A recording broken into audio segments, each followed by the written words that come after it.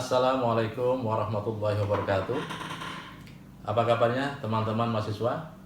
Semoga kita selalu dalam lindungan Allah Subhanahu wa taala, selalu dalam kebahagiaan, selalu dalam keberkahan, dan selalu dalam kesuksesan.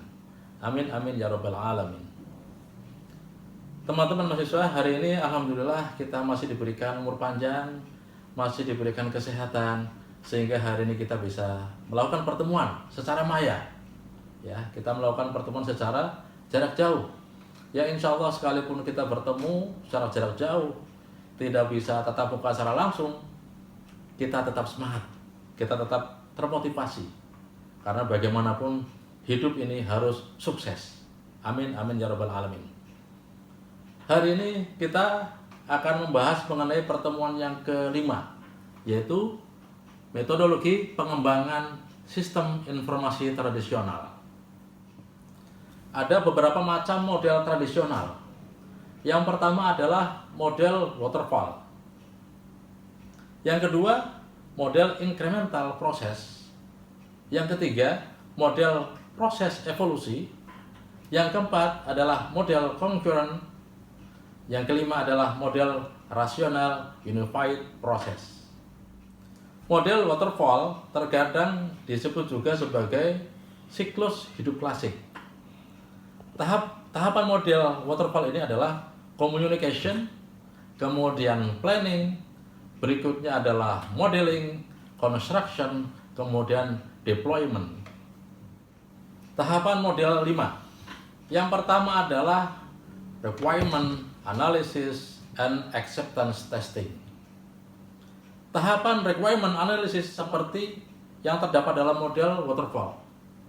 Keluaran dari tahap ini adalah dokumentasi kebutuhan pengguna.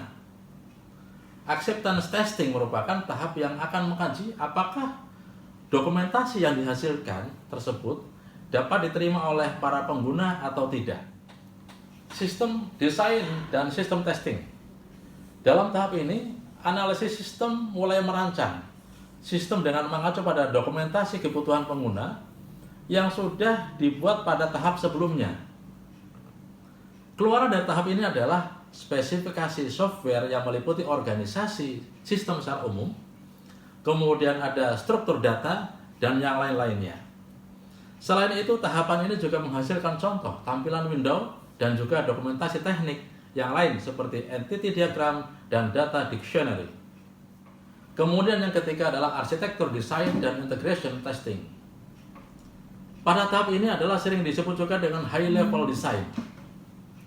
Dasar dari pemilihan arsitektur yang akan menggunakan berdasarkan kepada beberapa hal seperti pemakaian kembali tiap modul, kemudian ketergantungan tabel dalam basis data, kemudian berikutnya adalah hubungan antara interface, terakhir adalah detail teknologi yang dipakai dalam penelitian. Modul desain dan unit testing. Ini sering disebut juga sebagai low level. Ini modul desain dan unit testing. Sering juga disebut sebagai low level design.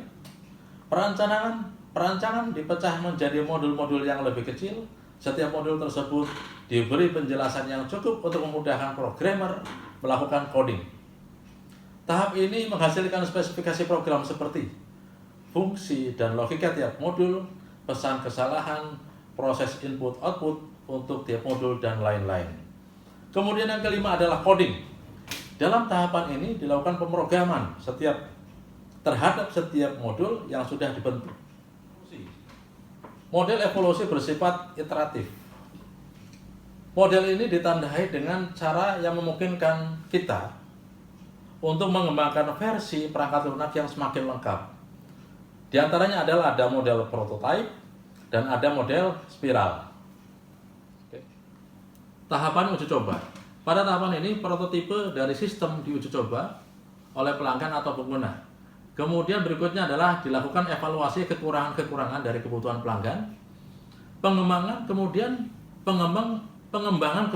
kembali mendengarkan keluhan dari pelanggan untuk memperbaiki prototipe yang ada. Fase model spiral. Yang pertama adalah tahapannya communication.